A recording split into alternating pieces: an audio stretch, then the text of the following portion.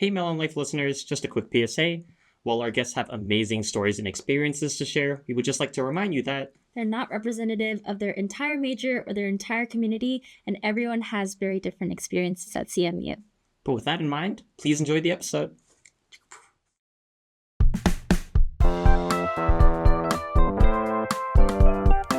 Hi, everybody. Welcome to another episode of the Mellon Life podcast. I'm your co-host, Arrim Jung. And I am your other co-host, Harrison Marks. And we are a podcast about life at CMU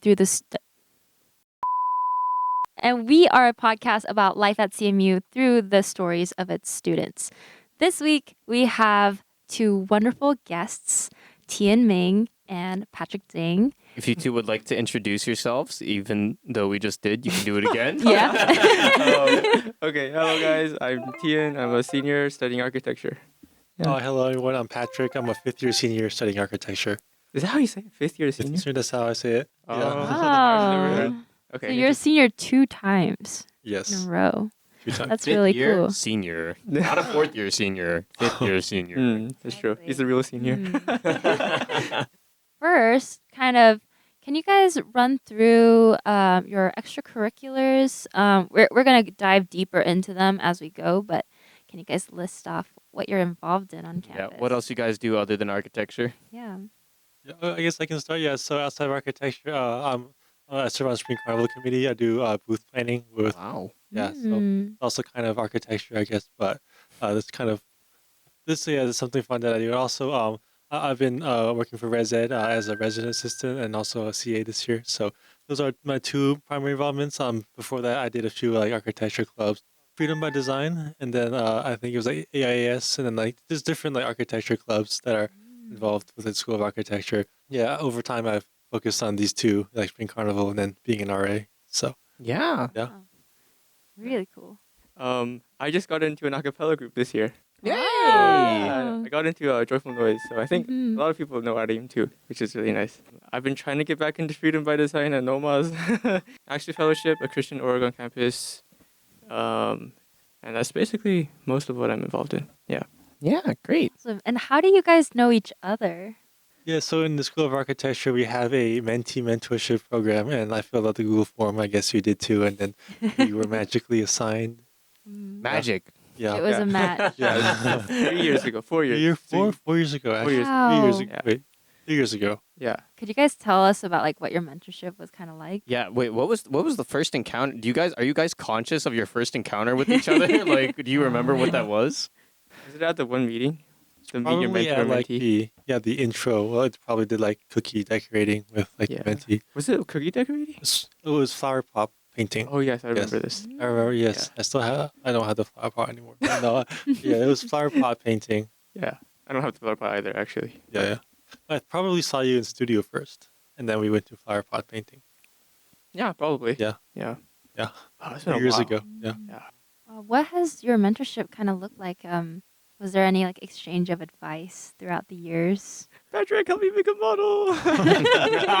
I need to laser cut this thing, and I don't have permission. I think that was one of the first. Oh yeah. I think everyone in architecture helps each other out too. So there's Yeah. also that is some people have after hours access to the model shop, and then oh, can you let me in for an hour or so? So it's I think we look out for each other, just like everyone in the school, and make sure that everyone is doing all right. Yeah. Yeah, that's great. I mean, it's great to see the community aspect of that, and that also that was just kind of how your mentor and mentee relationship has been. It's nice that because in film we have a buddy program, but I think that's also optional as well. Yeah.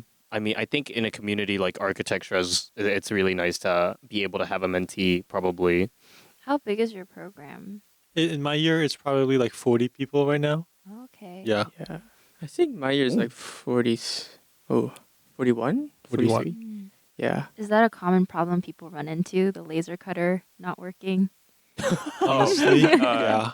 Yeah. Yeah, 100%. There are times when we go to Textmark. I don't know if we should I say this out loud. But we'll go to other areas to laser cut instead because ours will be down for a while. Oh, I Oh. see. Yeah. Yeah. Or there's just like a 5 hour like wait time wait Yeah. list for like people trying to get on it. Fun place. Gotcha. Yeah. Hey. Yeah. So, in your journey to kind of becoming architecture majors, before we really delve into what architecture is like at Carnegie Mellon, what made you guys kind of like decide to apply as architecture majors? What was your journey kind of to coming here and being an architecture major at Carnegie Mellon? Yeah, I guess like when I was in high school, I really loved like drawing and like doing mom like making things, just like art in general. And I also just I'm from like Boston or the greater Boston area, so always been surrounded by like buildings, and then just like always been curious on how they're built and how they work. So I think architecture was obviously like a combination of both of those, and then so I just applied for architecture schools, and yeah. I have a very not normal response. Oh, that's great. Give it to us. I see. It is a pretty lengthy story, but I think in general, what happened was throughout middle school and high school, there were different people and different convictions. I thought it was voices in my head, basically, Oh. where I felt this feeling like, oh, I should probably look into architecture as a field, but I thought I was being dumb. and then, like a couple months after those feelings died down a little bit, my parents in a random car ride were like, "Have you thought about architecture?" And I was like, Ooh. "Oh, I have." Okay. So that's why I'm here. Wait, that's so nice because it's like, well, I mean, initially, if you like dismiss the kind of like voices of like architecture, and then I guess in a way the world kind of came back to you to be like, no, maybe you really should consider it. And I mean, you've been here for you're in your 4th year, so you've been doing it. What's the application process kind of like for architecture here? Do you need a portfolio or anything, or? We make a creative portfolio in like high school for most schools, unless you're like Berkeley. Mm. UC Berkeley, they don't really care about. Well, they just care about your grades. But Mm. that was interesting. I don't know. Did you? Yeah, I what was think, your, yeah, the portfolio before you go to architecture school and also after architecture school and like the rest of your professional career, like your portfolio is like the thing that defines you for better or for worse. Like it's always about your work and what it is. So we made a portfolio when I was in high school. It was mostly this is a bit different because that was mostly like art and like they like see how you think and stuff. So it's not exactly architecture specific, especially after you get into architecture school and your projects are more architecture specific. It's still the same kind of idea as like your creative work and your process, but just the content in it is more focused on like buildings and like wall sections. So, Yeah. I love Boston. Wait, Tian, if you didn't always intend on doing architecture, was it kind of a scramble to put together a portfolio, or did you already have something in the works? So I could have not scrambled, but I procrastinated throughout high school. So I ended up scrambling anyways. Those were a very interesting 2 years of my life. But I eventually got a pretty decent one going. So Yeah. yeah. Was there like already an interest in like art and kind of artistic works that led you to already wanting to develop a portfolio, or was it like, okay, I want to apply to architecture now. I need to get something together. I took like drawing class as like a kid and into middle school, Mm-hmm. and then I stopped. This is like the worst way to apply to architecture school. But then yeah, in like 10th grade, I was like, oh wait, I need to apply. Oh, I need to make projects. So yeah. And what was kind of like your guys' background? So in high school, like where were you from? Like what kind of high school did you go to? How did you grow up? yeah, so I guess I grew up in like Massachusetts, like suburban Massachusetts. It was a pretty rural town. I feel like it was pretty standard like high school. We had like the standard like English, math, and like those high school classes and like AP classes. Yeah. I feel like in my high school, like most people wanted to do like STEM or engineering and Yeah. computer. Back then it was like computer science. But like for me, obviously, I was like, oh, I'm not sure if like that's exactly what I wanted to do. So like I feel like it was a bit different because like most like doing art and being interested in that was definitely in the minority. But it was something I liked doing, and I mean it's easier to be good at something that you like doing. So Yeah. I stuck with that, and then that turned into architecture, and yeah. Awesome. Great. Tian? So I grew up in Vancouver, Canada. Oh, wow. Yeah, Oh, you're Canadian? I am Canadian. Canadian. Oh, you're an international student. I am 20 minutes away from the border, but yes. But yeah, I went to public school for a little bit, and then I went to private school starting in like 3rd grade until high school and graduation. I also lived in like a suburban area, so I say I'm from Vancouver, but I'm like an hour away. Because nobody knows part of classic. the suburb that I'm from, so I just say Vancouver. But yeah, The classic suburbs by the big city. Just be like, yeah, I'm from Vancouver. yeah, Yeah. Everyone here from Vancouver is like, you're not actually from Vancouver, though. I'm like, I know. And now we'll get more into, I guess, the architecture experience for you guys. You've been at this for a while. We'd like to hear directly from you guys, kind of what the process is like, what the actual like architecture student experience is like from you guys, and what you guys have seen, what you've experienced. But I guess also we're film students, so I don't go to CFA. I don't really know what it's like being an architecture student. So to someone who's like not familiar with architecture, even just like as a program of study, like how would you like describe what architecture at CMU is like in terms of classes, like workload, community, just like general overview of what kind of work goes on into being an architecture student here at CMU? What does that mean? Yeah, I guess so in your first years or first 2 years, it's very similar to like any kind of fine arts or design program. I feel like if you look at the work from like first year studios of architecture, it's pretty similar. Like there are some similarities between that and like drama and like design. Mhm. Like for example, like I know drama people, they also take like freehand drawing, which we also take. But it's different professor, different school, a little different, but it's still the same idea of like freehand drawing. And then like the same concepts of design are like whether it's like you're doing industrial design, product design, or architecture. Like some of the basic concepts in like your early studios, they look different. Like they're taught differently based on the studio, but it's still the same kind of ideas. And I would say like in your second or third year, definitely takes a shift more towards like buildings and like architecture, and then like the discipline of architecture itself. In your second year, it's more about like the conceptual parts of architecture. Like there's lots of studios and professors interested in like form, like narrative, stuff like that. And then in your third year, it shifts again, and it's really about like the technicalities of buildings, like what is the structure, what is HVAC, like building envelope. So there's like there's like very distinct kind of thing. It's a very broad field. There's a lot of different distinct things, and like the curriculum jumps, I feel like, a lot Yeah. from like design to like architecture, like more different variants of architecture, then to like very technical stuff. And then now in your fifth year, you get a choice of like what you want to kind of study. There are different professors who are interested in different things. So yeah, that's kind of that's how I kind of seen it looking back. Yeah. Tian, if there's anything you want to add on to that? I don't know if I can add Or much do you think further. that was perfect selling point for how the program starts? 100%. Well, I really don't know what else I could add to that. I think it's the way I would describe it, maybe in summary, is like some people might think it's a cross between math and art. I think there's a lot less math than you think there's gonna be. Or maybe because my year we didn't do too much structure courses. We didn't learn that much math, but I think it varies from school to school, and I think Yeah. they're introducing more structure classes to the years below us. So Yeah. By math and structure, do you kind of mean like the engineering part of architecture as well? yeah, a little bit, but I think I guess what our professor told us, like, you don't need to know the exact calculations. You just need to know the concept well enough where you can look at a column and say that looks too big or small. So you Mm. roughly get a gauge of how big things should look.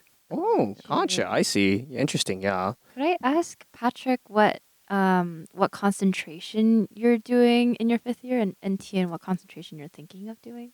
Yeah, I guess like so we don't have like specific concentrations by name, but like you can choose like your studios and like the professors and what they teach. Like I've been more interested in like the technical parts of architecture. So last spring I took an option studio on like performing arts centers and like the technicalities of like how theaters and like performing arts centers work, which is pretty interesting. Learning about like it's a very specific typology, and then learning about all the different things that go into that kind of work.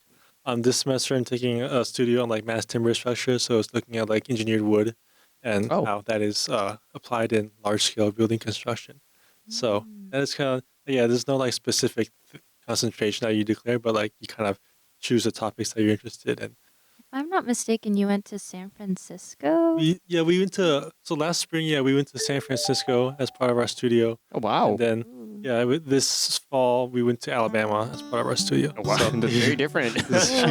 Yeah, we're looking at in San Francisco. We were kind of doing this project for a client. They were in San Francisco, and they invited us there. So we took a trip down to San Francisco, and then this fall we were looking at Alabama because they have a lot of pine trees, and like lumber is a pretty significant industry in the Yeah. Southeast apparently. Wow. So Yeah. yeah, we learned about like forestry and like the ecology of that and how wood is harvested and then turned into building products and columns. Oh my gosh, very, Wow. very informational and like Yeah. more in depth, and also I guess hands on by taking you on these field trips to places. Yeah, Is that an aspect of like the classes and studios here that you really enjoy? I think so. It depends. Again, it depends on professors. I know, like Mhm. in the older studios, like professors will do more of these kinds of things because like you're with a smaller class, there's less people. Yeah. Like in your first and second years, they don't do as much of these because it's Mm. like 70 people instead of like 40 or so. Yeah. And then yeah, we've definitely had a few interesting like travel options. Like with the Boston, I'm sure you did last year too, or a different studio. So yeah, it's pretty informative and Why are there more people in first and second years than in Yeah, later years? think so. In the end of your second year, you can choose if you want to do the 5-year professional degree or do like a Bachelor of Arts in Architecture. So Oh. that's a point where a lot of Oh. people who decide that they have a different goal will choose a Wow. different. I Yeah. didn't actually know that there was a distinction. I mean, maybe surprisingly, like I just kind of assumed architecture was naturally a fifth-year program. So the Bachelor of Arts, what's that more centered on if you choose to do that as like a 4-year program, I guess? Yeah, I think a lot of my friends who I know who did that route, they've gone into things like game design and like UI design. Mm-hmm. So more of like a Mm. design field rather than architecture specific. Yeah, wow, I got you. Oh, like- yeah. Like models, like game. Yeah, like models, like Architecture. product design, UI design, 3D graphics for games and stuff. Yeah. Mhm. And- And Tian, oh, I was also gonna ask you, Okay. so you can go. great minds. Tian, like, what is there like an aspect of architecture that like particularly draws you in? I wouldn't have had an answer like 2 weeks ago, Wow. but I looked back at all the work that I've done and I realized like 3 projects in a row have had water. And I was like, oh, I guess that is what I tend to lean towards. I was not really conscious of it until now, Mhm. but now I'm like, okay, yeah, that is actually what I'm interested in because I You just said gravitate water? towards it. So anything, okay, so well, I've had projects that have, I had a project in Phoenix, Mm-hmm. and since Phoenix has a dying like aquifer and like underground bodies of Mm. water are like getting depleted, my building focused on helping recharge that, and other ones about like flooding in Boston for the Boston field trip. Yeah. So like having areas where you have a lot of green space, and that helps retain the water around the building and stuff. But So, are you more interested in like architecture that interacts with water or architecture that is made for water, like canals or like infrastructure more than buildings? oh, that's a good question. I think from what I've learned so far, it's probably the first option. What was the first option? Infrastructure? Or, oh no, not buildings really, that yeah. interact with water? I would say since, yeah, I think a lot of our projects are very much building scale. So we don't, sometimes we think about like the larger urban scale, but I think a lot of my projects have been about the building kind of by itself, and then with it, like the surrounding neighborhood a little bit. You can Yeah. make the next falling water. I actually have not gone yet. I need to go. I'm planning to go in like 2 weeks. What are we talking about? I'm actually not familiar. Oh, Oh, falling water. Oh, you can explain. it's a famous building by a famous architect Yeah. near Pittsburgh, and it's a residential building that he made. Frank Lloyd Wright is the architect's name, but there's this one area where there's like a man-made waterfall, I guess, and it gets bigger or smaller with the seasons. Yeah, I think you Oh, might know. really? What? Yeah, well, It's essentially a house that's built on top of a waterfall, like a very mini waterfall in the middle of the Ohio woods, or southwest Pennsylvania. It's quite interesting. Oh my Okay, gosh. Ohio Pile, Ohio pile, really nearby. And I heard Wow. that like the house is slowly collapsing probably. Yeah. because it's on a waterfall. they're By natural consequence. yeah. they're rebuilding it right now. I think Oh. they're redoing part of it, so that's why some of us are going back to see it. Yeah. Oh, cool. High maintenance architecture. Yeah. I mean, Yeah, I also one of the things I wanted to, and we've kind of been talking here and there about it, but I really wanted to ask about the community aspect of architecture. You guys have mentioned how many like people are in your year, but I feel like especially for your years in architecture, like everybody kind of knows everybody in your year, and you probably know like I guess like a lot of people in the years below you as well. And it seems like a very community kind of driven like school, because I know you guys also, when we refer to studios, other than the studio classes, you guys do have your own studios for architecture as well. And I know you can spend like a lot of time there, and a lot of people choose to work and spend time in studios. So you just see other architecture majors in your year around a lot. So what do you kind of think the community aspect of architecture is like? What's it called? Oh, trauma bonding. uh, I would summarize it like that.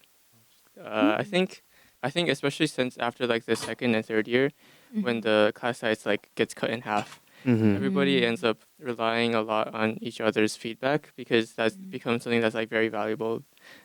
Because you don't want to get lost in like your own world.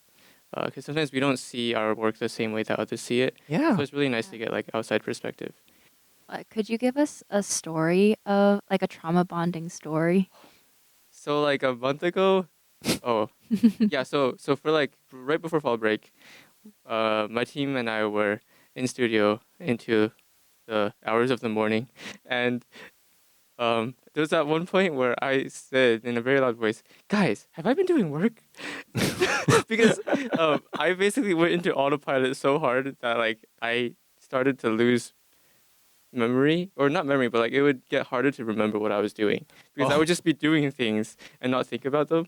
And so, this was at like 4 a.m. in the morning, but like, yeah, and then my team was like, "You probably should go to bed soon." But yeah, you've been doing work. Patrick, how do you get along with your in community and architecture? And I mean, as a fifth year, you've been with these people for a long amount of time now too. If that's kind of evolved in any sort of way through the years. Yeah, I would say in our class, like, yeah, people were definitely pretty close, whether by choice or by not, in the same room. But in our year, I feel like, especially in the past few years, people have also kind of drifted apart a bit. Like, our years is a lot to be spending every class of your life with people. And it's also like, once you get into option studios, you're physically split. Like, we have 2 studios, one in CFA and one in Margaret Morrison. So, like, some of my friends in Martin CFA, I've like don't see them a while, which can be a challenge in your 5th year, especially like even your friends outside of like architecture, you graduate and it's like, oh, here I am, and then like half your class is in a different building. So it's definitely a change that I've noticed in 5th year, going from like the more like in your 4th year fall is like your last like required everyone is together in one studio type of studio. So yeah, it's definitely a change or a shift in the community kind of aspect as you move along into your last years. Yeah. I see. I guess you would have to say goodbye to a lot of friends. I mean, hopefully we will probably still like stay in touch. Yeah. But it definitely feels different once like, you realize that like everyone else has graduated. Yeah. It feels maybe like slightly melancholic put like that, but it's also very like complete melancholic. But it also feels like like a very complete kind of like full circle thing. Not to put too much scare on like graduation and what comes after that or anything. We don't need to go there.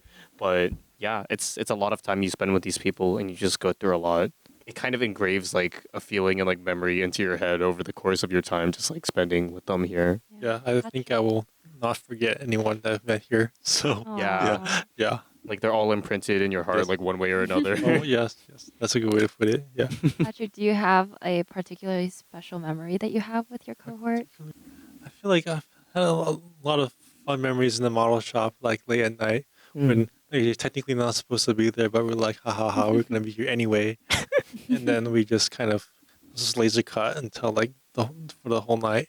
And so for fun or for for a project. So it's kind of like trauma bonding, but like it's just kind of funny to be like, haha, we're doing this illegally and we're just there.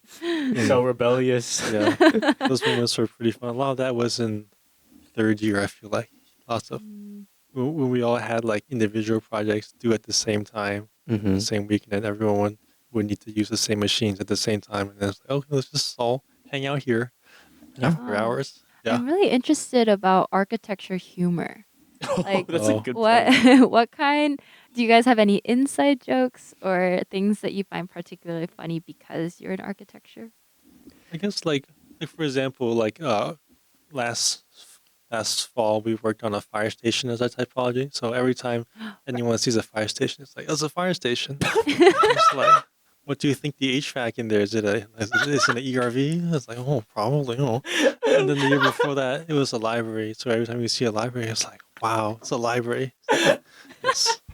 I remember because Patrick, you and I were RAs together. Right. Yeah. And I remember at the beginning of the year, we went on the field trip with CFA students Oh, to the yes. Children's Museum. Right. And all of you guys, architecture majors, were like tapping on walls Yeah, and feeling that- the wood and like looking at the poles and saying like, oh, is it an H pole or an I pole?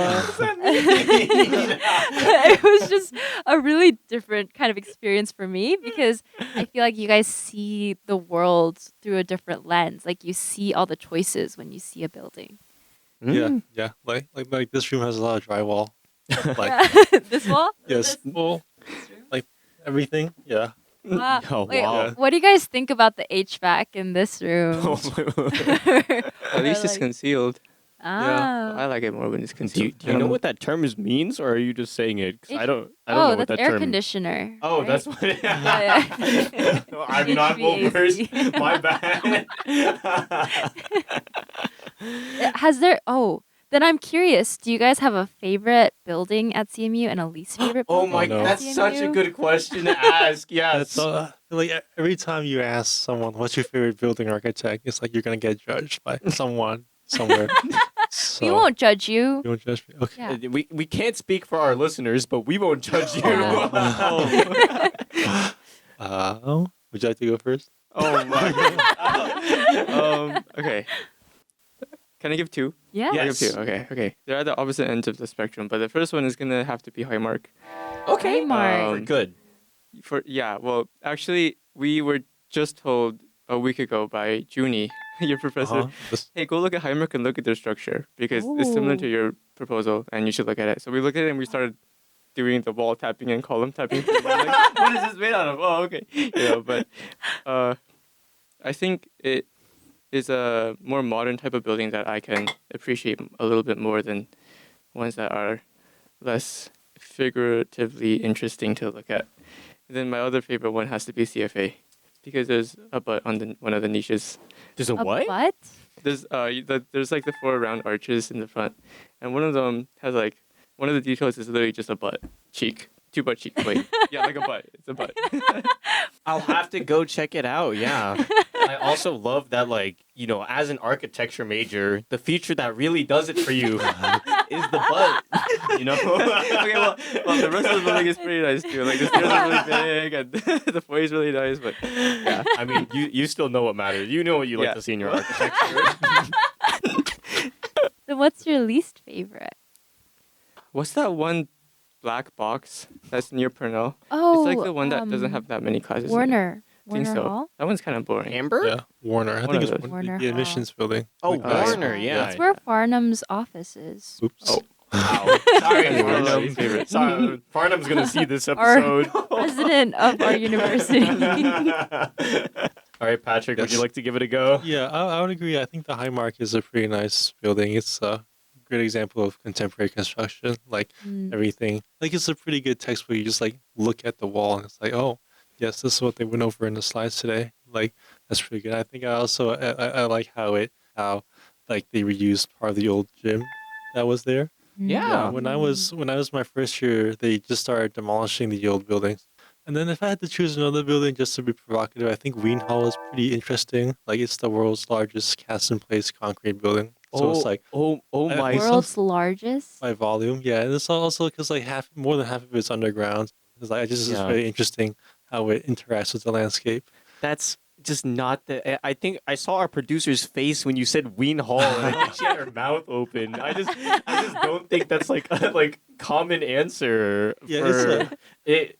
Personally, wouldn't be up there for me. I don't know about you, Adim. It looks like a brutalist Yes. turtle.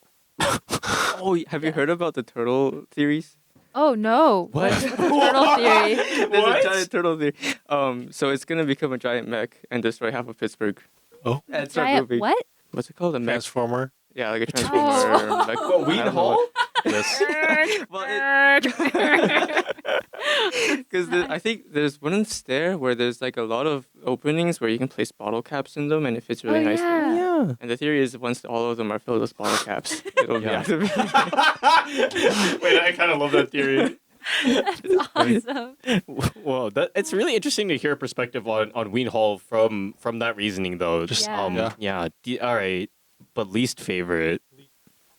Oh, Gates. Yeah, it's pretty terrible. I think like it's pretty inefficient.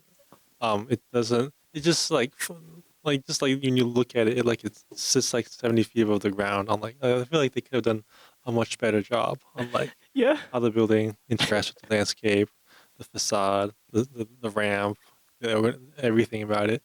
So yeah, I think I feel like yeah. this is also potentially a I mean, I don't actually know Oh. what the CMU public opinion is other than maybe, yeah, but like Gates is more modern, right? So I would have thought that Gates would be up there, but you just think their decision making was like not good. Yeah, I think yeah. a lot of people don't like the corkscrew in the Yeah. middle. The 'cause it just freaking takes helix. forever. Yeah. The helix. The helix. The helix. It takes forever to go up or down. Yeah. Wow, this is so interesting. That getting your oh guys' my gosh, that was awesome. I'm so glad we asked you that question. I'm actually so happy Ooh. we asked you that question. Do you guys have like a certain like a cultural architecture style? Like if you ever go travel, Ooh. are you ever like really inspired by a certain country's architecture? I think like for me, it's I guess like less about. Well, I think like all cultures are interesting to Yeah. study, and this is mostly like the interaction between like the culture and the buildings of that. I guess it's less about like the specific culture, but just like observing how like the culture interacts with like the building, how it's laid out, how it's built. So yeah, it is all pretty interesting. I think if I were to travel, I would love to travel to like Southeast Asia, and just learn more Yeah. about like how the world works over there. Like obviously architecture is very Western centric, at least when it's taught in the West. Like, So I just went to China this past summer. Yeah. I think that left a pretty good impression on me because it's the first time I've really traveled around like any country in Asia for an Yeah. extended Mhm. period of time. And I saw a lot of really cool buildings. And I think similar to what Patrick was saying too, like seeing how even just the cities and the buildings themselves are different because the density is just crazy up there. So you'll get like malls that are directly connected with subways. It's not very like architecture-y, Wow. but like thinking about the urban design of the place too, I think was really interesting. It's really convenient, Yeah. which I liked a lot. it's just like the behavior of people inside spaces. That's interesting. That's the thing that varies across culture, and then like that. Seeing how that plays out with like the built environment is very interesting. Yeah. Yeah. Yeah, how a culture uses space differently and that Yes. influences behavior. Yeah. I wonder, is there any like kind of ethics involved in architecture? Do you guys talk about ethics in your classes? Yeah, a lot actually. I feel like I Mhm. think. Well, one thing that we talk about a lot, or just I guess I've heard people talk about a lot, is like materials and their impact on the environment. Like the steel and concrete are very extractive, and then like where are they manufactured, and the communities around where they are extracted from, that all plays a role in like how ethical, like the ethics, I guess, and also like more of like a urban planning, but like the way cities are laid out and how different populations of people are spread out across the built environment. That's also a pretty big topic, especially in the U.S., where it has a pretty a painful history of like redlining, segregation. I'm sure there's a lot more. Yeah. Yeah. Yeah, I was gonna talk about like gentrification and stuff, but yeah, like Right, redlining. yes. I think like being aware of the history of what your building is sitting on and what Yeah. was there before, or like who had to move, if anybody had to move for the building to be placed there or constructed there, and like how were they housed during the time, or were they provided a different, a new place to live or anything. I think it's also pretty important. Yeah. And I think it's great that like the program seems to kind of like bake the ethics into the lessons that it teaches you guys, and that it seems like it's something that you're like conscious of in your studies, like when you conduct them, and that it's not like solely just about like the process of building, but also like the ethics behind it. Yeah. How do you guys think, like, have you interacted with architecture students in other universities? And like, do you guys have a sense of how Carnegie Mellon's architecture program might be different from other universities? I guess I have in like very limited capacities. Like, I know that there's definitely like different like branches of thought within different architecture schools, and even just like looking at their student work, there are schools that are much more interested in like just like form and geometry, like the formal side of architecture. That's pretty different from what we do at CMU because like the education here is about like designing a building and then making it stand and work. Like I'm sure people in other schools don't take classes on like structures or like heat transfer in HVAC systems or stuff like that. Yeah, and that's just how this school operates. I think it's for the better, I think. Yeah, because you need to know how a building functions and how it works in order to design a building. Otherwise, you're just kind of potentially treading on some of those ethical things where it's like, oh, I just have this cool shape. I'll plop it on this land and like, what is it made Look at of? my cool shape. Yeah, yeah, and then there's obviously there's schools where like other schools have like architectural engineering, and then they're just about like, oh, what is the depth of this beam, and then they don't think about like how will this space feel like when you're in it, or like how does it impact other people. So I think we're in a pretty good like place where we get a pretty full picture of buildings and Yeah. what goes in them. I have met very little architecture students from other universities, but I've heard through the grapevine that like, well, our school is also one of the few schools that does a Bachelor of Architecture and Masters of Architecture, which is pretty nice and respected, I think. Yeah. And our work is surprisingly good compared to other students. I would say. What do you mean surprisingly? Well, I think Like, like- what do you mean, like, good in comparison to? I guess just like I don't think it's very reflective of our ranking. Oh, Of yeah. how I our see. school is ranked. Because I think we're also one of the earlier CMU schools. Yeah, I think we were perceived fairly well. And like showing my portfolio to some students at like Philly recently wowed them a lot. And I was like, I don't feel like it's that great. But he was really, really inspired by it. So I felt really nice. But Y'all too humble. Wow. Y'all too humble. Yeah. not anymore after the- All right, we'll talk more about the program in a second, but I'm getting a little thirsty. So I think that sounds like it's about time for our little halfway points where we have drinks and snacks, and we have a little game we're going to play with you too. But first, Shannon, please. Thank you. Everyone clap for our producer, Shannon. Thank you, Shannon. Thank you, Shannon. Yay. Oh, yeah, you haven't heard the soundboard yet. I was like, whoa. Oh, Now it's time Yeah. for Chew on This. Okay, this is our halfway point kind of mini game special for you guys. We're gonna ask you 10 questions, and you're gonna have a 2-minute timer each to answer these questions. All right, are we ready? Yes. Okay, question number 1, go. What's your MBTI? Oh, the 16 personality thing. Yeah, Yeah. INFJ. Tian? INTJ. INTJ. Okay. What's your most recent obsession? Probably like green screen facades, What's that? like building envelope. Oh, Building envelope, yeah, that's cool. pretty cool. That's sick. Indie games. Indie games. You got an example? Hollow Knight. Ah, classic. Yeah. Okay. What's the last song you listened to? The Hamilton soundtrack. Oh, Ooh. nice. Tian?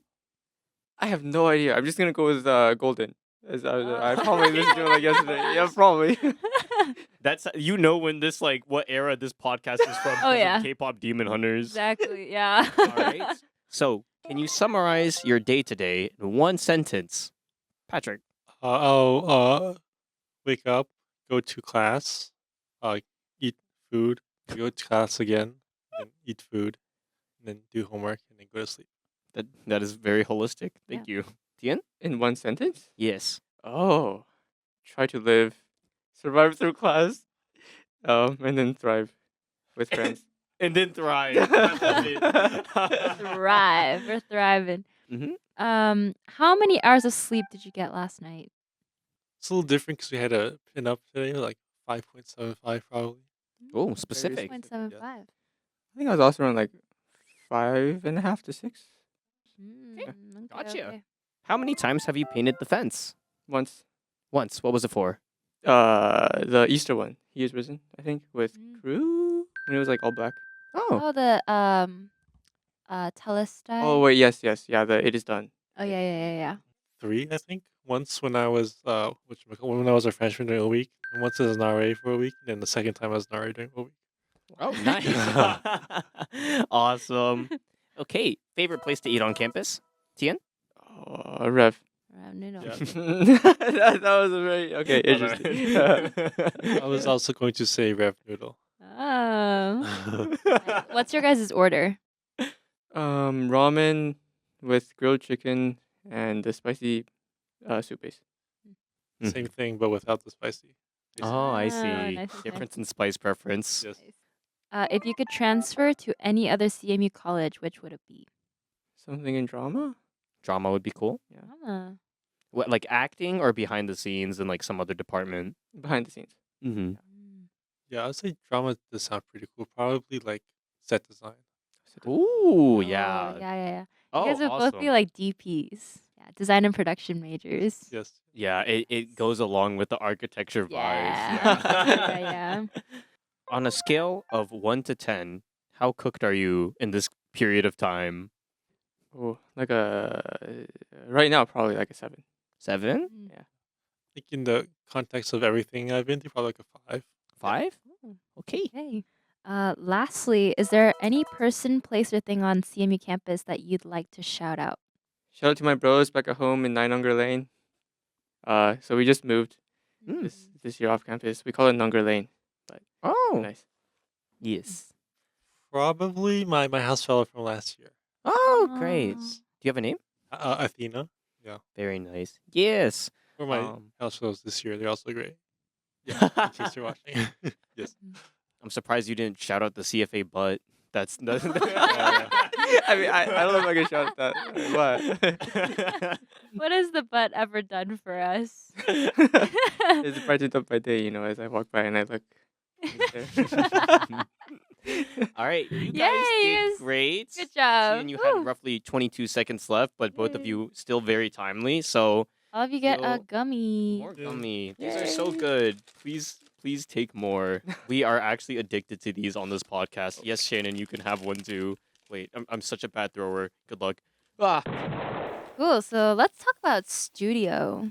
So what is studio and kind of the review classes like for you? Yeah, guys? studio, not referring to like the studio you work in, because I guess that's also called studio. Like you have your own studio. Like studio classes, because I think to me, at least as an outsider, it feels unique from architecture that you have these long classes called studio, and you have like assessments called reviews in studio. So what's the work kind of like in studio, and how is it like attending reviews, and what's the whole process? I guess like just to explain it simply, it's just one large project. Like, it is a project, just like any other final project, but it like spans the entire semester, and it's like the significant majority of what you do. I guess like an example, that's more probably understandable is like in your third year, you have there's different studios that focus on different things, but this specific studio is about like integrated design. So like essentially you're given a prompt, like here's this piece of land, it sits in Boston, and then you figure out like what and then they give you like it's a library. You figure out like what kind of people live there, what is the shape of my building, how is it made, and then everything down to like how is the facade attached to the building. So essentially you just go from like the start of a building to the end of a building, and then you just figure that out over the course of 7 months. And then in between the project, you'll just have different checkpoints where you present your design and how it's going so far, and then people will give you feedback, and those are reviews. So it's essentially like kind of a presentation, I guess. Yeah. It's the same as a presentation. It's just Yeah. a different word. It's just like different because you're invested in one project for an extended time. Yeah. So, and then a lot of times, like your other classes will be in support of that studio. So, like your structures class, you'll have a final project that's designing the structure for your studio project. Do you work in Yeah. groups or do you work alone? It varies. We've had group studios and also solo projects, and each has their own challenges. Yeah.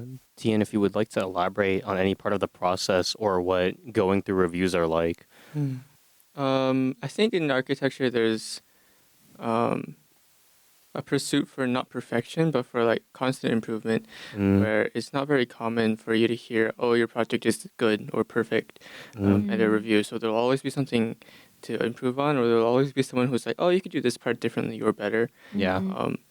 I think that's a loophole that some of us can fall into, where you Mm, end up feeling like your project's never not good, like good mm, enough. I think that's why people spend a lot of time on their projects. yeah. I think it's good if you're like, because all of the feedback comes from a place of wanting to help us improve our projects, Yeah. and make it as good Yeah. as it could be. Yeah.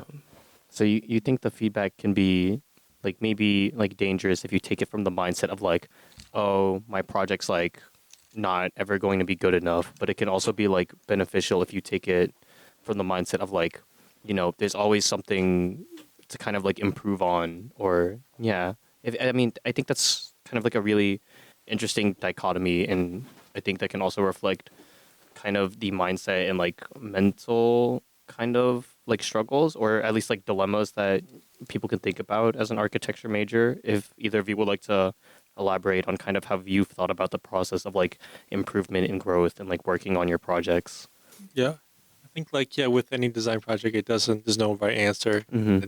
It changes a lot, and so yeah, that's the part where like a lot of people care a lot about their work. So yeah, that's how that kind of works. I think for me, especially like for some of the more recent projects that were more complex, like I revisit them like a few months later, and I look at it and see something different, and maybe I'll go and change it. But also, I think it's important to realize that like your project that you did 2 years ago, you were in you had a different skill set, different state of mind. So like, you also can't be too harsh on yourself. But also, it is true like I could probably go back to my first year projects and still rethink some decisions. Yeah. Yeah, but Definitely. yeah, You've come a long way since first year, Yeah, so it's Yeah, because there's you've grown. there's a yeah, I think it is like you said, there's a balance between like understanding like things can always be better, but also like realize that you were in a specific place at a specific point in your life when you made those decisions on the project. Mm.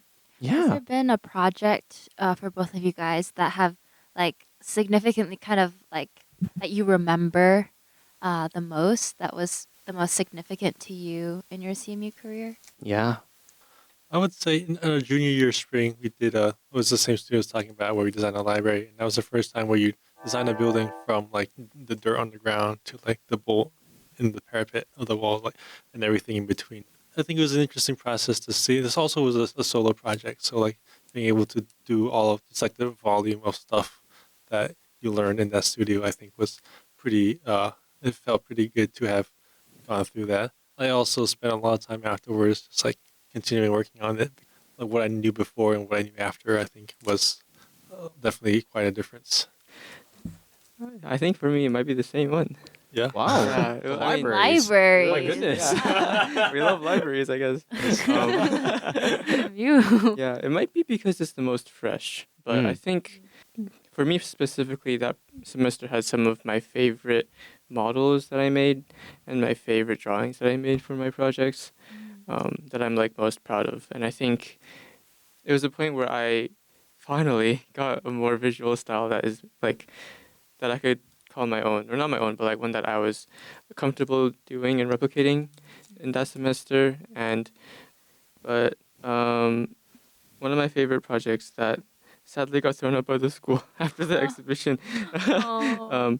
It has a removable facade element, which is similar to what Patrick was talking about like the different sections of a building. So this is Wow, the structure yeah, model. I just added the facade model. I think everybody had to do this. Oh my Yeah, goodness. I really like models where you could move things, Oh. and Oh, so wow. so I yeah. yeah, taking that photo was really interesting too because I had my camera on one hand and I was trying to like angle the model. Right? But Yeah. there were some really Wow. weird photos from that model, but I like that Yeah. model a lot. That was That's one of really Yeah. cool.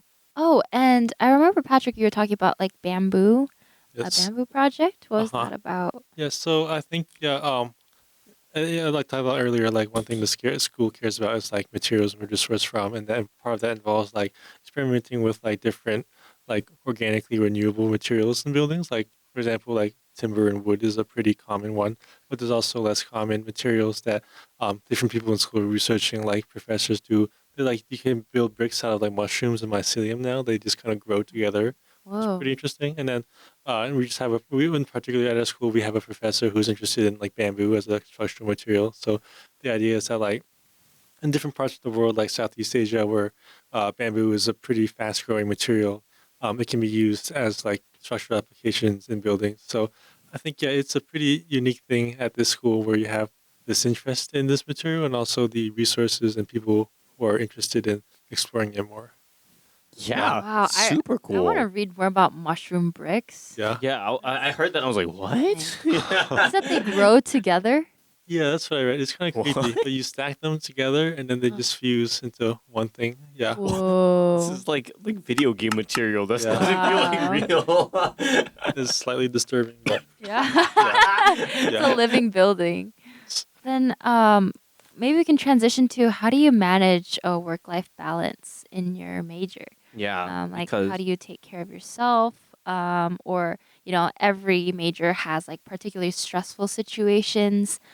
So how have you gotten over those hurdles? yeah, and I think from the outside, people do tend to view architecture as. I mean, Every school, I every think. school is stressful, but the stress is Yeah. also like unique in every school. Like every Mhm. school has their own like struggles. So, what do you think?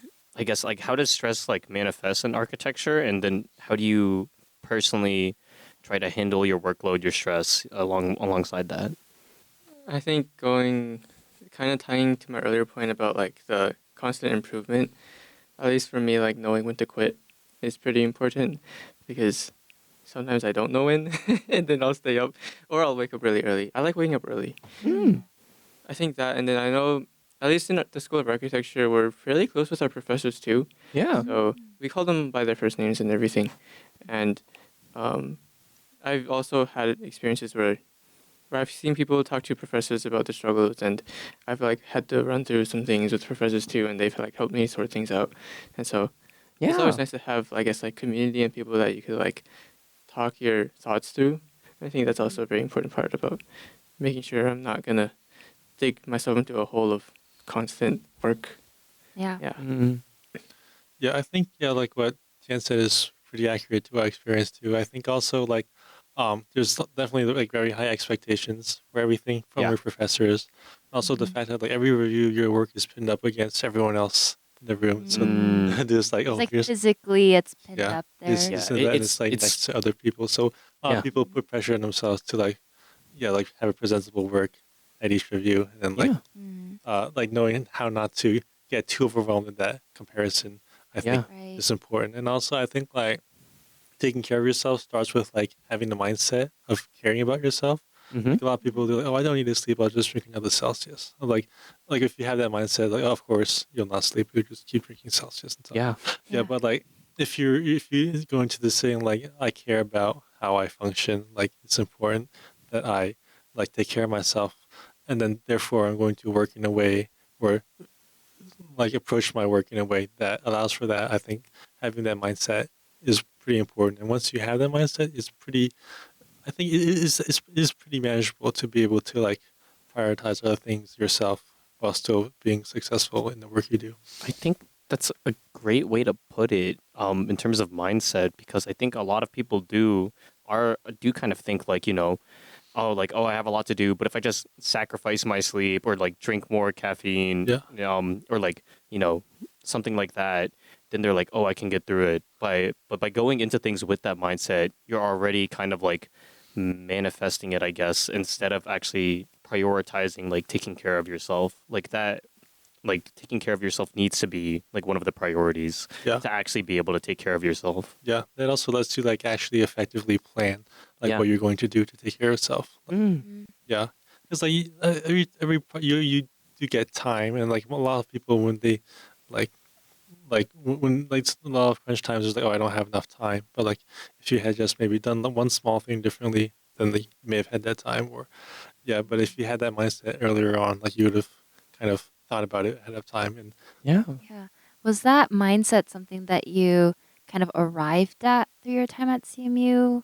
Yeah, I would say that library studio was the studio where I was like for the whole year I was like, this has got to be the studio, and then it's okay if I, like don't take care of myself. And I got really sick at the end of that semester to the point where like I couldn't work as well because I was sick, which was very paradoxical because like Yeah. it's just keep staying up, but then like your Oh, body says yeah. no, and then at that point I was like, was that really necessary? Could I have done anything better? Like if I wasn't sick, I would have actually done better. Yeah. Yeah. Well, it all comes back to the library studio. Yeah. It's the main character of today, the library library studio. Yeah. But it's a great point, and I mean, when you're sick, it's kind of like a prime example of this. But when you're not sick, the same kind of concept still applies. Is that in order to like function well, you need to take care of yourself. But like if you're not getting done what you need to, like sometimes you're like, well, I just need to keep on doing. But then you're not taking care of yourself, and then you're not functioning well because you're not taking care of yourself, and it, like you said, it just becomes like a paradoxical kind of like loop. Also on mindset, what you guys were talking about earlier, about what you mentioned, Tian, about like the mindset of like wanting to like keep doing like better because there's no like end, or like wanting to, you can always improve on something. So I just want to keep making it like better because you might think maybe the project's not good enough. Do you think that that kind of mindset contributes to why there's kind of such like high stress, or why there can be such like a high stress environment in terms of like getting work done and like overwork culture, like not sleeping culture? Yeah, I think it could be one of the factors. I think another factor is the passion and subjectiveness of architecture as a field, because people can put themselves into their projects, or like Right. value their project a lot. And so when you're given feedback about that, it's almost people can't Personal. take it personally. Yeah. And I think at a certain point, at least my grade and I were kind of like, it's probably not the best to put too much of ourselves in our projects, because at the end of the day, architecture is our passion, but it's not all of who we are, and it's not our entire Yes. identity. And so as soon Yeah. as Yeah. that project isn't that, then when you get bad feedback, or even just a decent amount of good feedback, it doesn't become something that's gonna encroach on your value of yourself, or your view of yourself. Yeah. Yeah. Really cool. Yeah, there's like a separation between you and your work. Like, your value is not just your work, and like defining that, I think is really important to have the proper mindset to be able to like handle the kind of workload, and kind of like be able to take the feedback in a way that's like healthy and productive for you. Yeah, and I think that's very important for like anyone in the arts, for no matter what field. I think we've definitely had conversations about film and regarding the same yeah. kind of things. Yeah. But You yeah, relate. that's great to hear. And I also, think that's yeah. a great segue, actually. yes, And so, because I was trying to segue, you can finish your thought. we can segue. Okay, cool. Well, that's a great segue into. It's still a Um, great segue. It's not anymore. You ruined Yeah, it. cut that, right? No. Well, speaking of not being defined by architecture and having kind of other ways or other outlets, what have been your extracurriculars like? What have you been involved in? I know you guys mentioned it in the beginning, but if you guys can kind of share more in detail how you guys got involved in those things and what they mean to you. Yeah. Yeah, so I guess for Spring Carnival, I helped build one of the architecture pavilions my first year. Mm. And then I saw a booth and I was like, that looks fun too. So then I just, like the year, you just signed up to be on booth committee. So I did that. Yeah. Could you describe, I guess, just for anybody who Oh. might be listening who's like prospective or just not aware, what like the architecture pavilions Yeah. at Booth are? I think we've talked about Carnival a little bit already, but Yeah. also just a refresher on Booth and Carnival for anyone Yeah. who might not be familiar. So Carnival is a CMU tradition where like students do a bunch of student-led activities like just buggy racing and also booth building where you build like a amusement booth is called, but it's essentially like a little house. And then usually School of Architecture will design some sort of feature piece at the entrance. And then that's usually like a design build project where it's designed and then built by students. So I participated in that in my first year. And then after that, I decided I wanted to get involved in the Spring Carnival Committee, which is this student group that organizes and runs like Spring Carnival, and specifically within like the booth committee, which is the committee that kind of oversees booth construction and then essentially like make sure that booths are designed and are properly built on Midway. So yeah, I've been on that for 4 years now, and then Yeah. it's been very fun to work with meet different people from like these different organizations, and then see them or help them figure out how to build their booths. Yeah. Cool. Great. Yeah. He helped me figure out my booth Oh too. right. Oh, Yes. wow. During my Wow. sophomore year. What did you build your booth for? So sophomore year, I was the booth head for Axe2 Fellowship. We Mm. built Wow. the Game of Life board game booth. What is X2 Nice. Fellowship? It's a Christian Oregon campus that I am very involved in.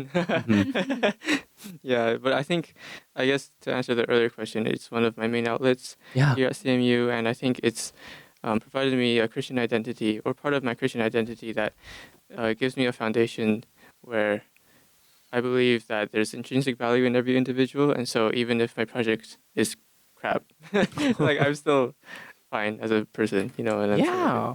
I'm so loved. So Just like a good foundation Yes. for your life. Yeah. Yeah. For mentality as well. Just yeah. That's great that that's kind of like helped you get that foundation or like have that foundation in your mind. Yeah. Having extracurriculars that like help you kind of combat the work-life balance, I think is like very important in the school. So yeah. How long have you been involved in Axe2 Fellowship? since orientation week of freshman year, Oh wow. I found them really early on. I think I remember them having like this giant beach ball volleyball game, and I got smacked like full body by that volleyball. They have a lot of like really cool events during orientation week. That's a yearly Nice. tradition for a week. Oh really? I think we're gonna. Well, I don't know. We've done it every year since I've been here, or since we've. Mhm. So And you're also in acapella, right? yeah, I guess I just joined this semester. So Yeah. Oh, so it's very joyful noise is very recent for you then. yeah, it's very new. So Yeah. What's it been like so far? How have you been getting into the swing of things? it's been interesting because I know a lot of the members Mm-hmm. from random encounters through school, and a lot of them are like my year, like seniors, and so it's been, and it hasn't been as much of a transition as much as like, oh, I get to hang out with you more now because I don't see them that often because Yeah. I'm in studio all day, but so it's been really nice to see them and get to know all the other members, and I'm surprisingly enjoying singing a lot more than I thought I would. That's great. Yeah. Great to hear. Yeah. I was wondering also about the kind of like architecture clubs that you're in, Patrick. How do you see like the separation between doing architecture for extracurriculars versus like architecture for your major? I think like a lot of the architecture clubs were more like they were like a collaborative project on something that was like studio projects are for yourself at the end of the day, like you're doing something. But like these were like when I was in freedom by design, we made like weatherization kits. So these are basically kits where like we hand these packets of like insulation and like different materials that people can use to like seal up the cracks in their homes to help them reduce like the heating costs for like some of the leakier older Pittsburgh houses. And then we also did an event where we built a little library for our community in Larimer. So it's definitely like you're using kind of the same skills but for a different context. Yeah. Wow, you're willing to do architecture even outside of your classes. That's mad respect. Yeah. And I mean, I guess that's part of your passion that goes into it because it's not just Yes, yeah. something that you're doing, you know. It is something for both of you that you wouldn't be majoring in architecture if you didn't care about it.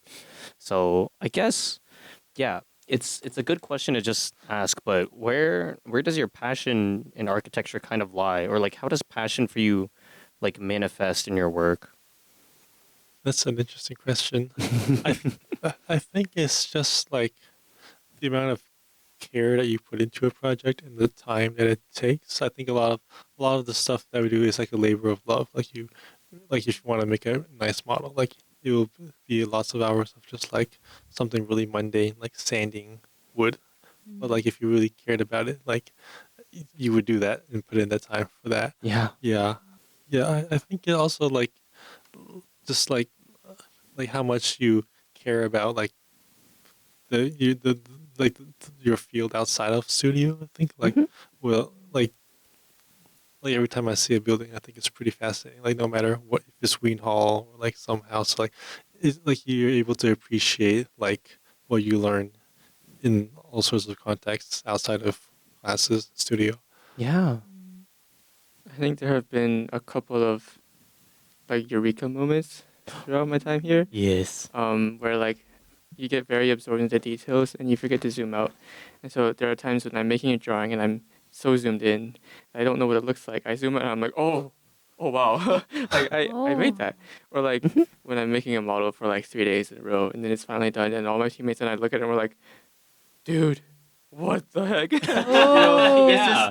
just like, I think similar to what Patrick is saying, just like seeing the work that you've done start to come alive, and like being able to like, oh, I'm gonna imagine people inhabiting the space and maybe even animals and stuff, and like what it would look like under different weather conditions, or like if it floods or anything like that. You know, Yeah.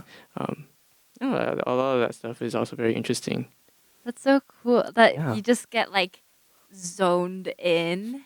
Like you said multiple times, like you like forget that you were working, or like you didn't realize. So locked in. You're Locked so in that you locked forgot what the in. outside looks like. And then you wake up and it's like, oh my gosh, I did that. I'm so curious to see both of your guys' models and. Oh my gosh, yes, yeah. Yeah, let us know when your stuff's propped up around CFA. We'll have to go take a look. Yeah. Oh, yeah. Yeah. But with that, I think we're getting about time to start wrapping things up. Yeah. So I think one thing that I would like to hear from both of you as we wrap things up is to any prospective students or freshmen or people early on in their careers here who are architecture majors or who are looking to become architecture majors. Do you have any words of advice or just something that you would like to tell them? I guess my professor has this one saying that I found pretty relevant. It goes along the lines of, like, if you don't love it, then you're not doing it right, which I think is pretty relevant. Like again, it's like lots of things in this world are hard, and it's very hard to be good at something that you hate doing. Yeah. Like, yeah, like if you really love doing something, like you should like go for it. Yeah. Yeah, it's not just architecture. Like it applies for. It just happens to be relevant for architecture, especially, but like it applies for everything else in like life in the world. Oh man. What would you say to freshman year Tian? Your limits are higher than you think, but you can only reach them when you've rested enough. Good. All right. Well, thank you guys so much. If there's anything before we end, anything you want to shout out, you get a little bit, just anything you want to talk about at all, anything you Any want to shout out, shilling. any shilling you want to do, anything you're working on, anything you're in that you would like more people to check out. Yeah. I don't know. Any work that we want to show? And like, Or if there's anything else? anything you're doing on campus that you'd like more people to be aware of, or if you want to advertise for anything that you're a part of, or anything coming up. Actually, fellowship. Yes. Find me. Go find Tian at an Extra Fellowship large group. Yeah, any event that we have. Any event. Yes. Shout out. Maybe like just like like check out studio. Maybe like you can probably walk in and just like see what's going on. Like I feel like no one ever knows. Are doors we are allowed to never just locked. waltz in? The doors are never locked. They're They're never- supposed to be locked. Maybe- There's a maybe- badge and you're supposed to sign in. It's always red. It doesn't work. you could just open Yeah. it. In Margaret Morrison or CFA? Well, I think the CFA one is actually a little more functional now. But the Margaret Wait, Morrison one is sit. not. Yeah, I mean, yeah, I guess like like if there's ever like architecture exhibitions like at the beginning of the year, like definitely check those out. Yeah, at the beginning. Yeah. And after this episode, I'm sure a lot more people would be on the lookout for those. Yes, for your name specifically. For your name. We'll be searching. All right. Well, thank you guys so much for being our wonderful guests for this podcast. It was Yes. such an honor. And Yes. at the end of our podcast, we always say something, which is stay mellow. Just at the camera. 1, 2, 3. Stay mellow.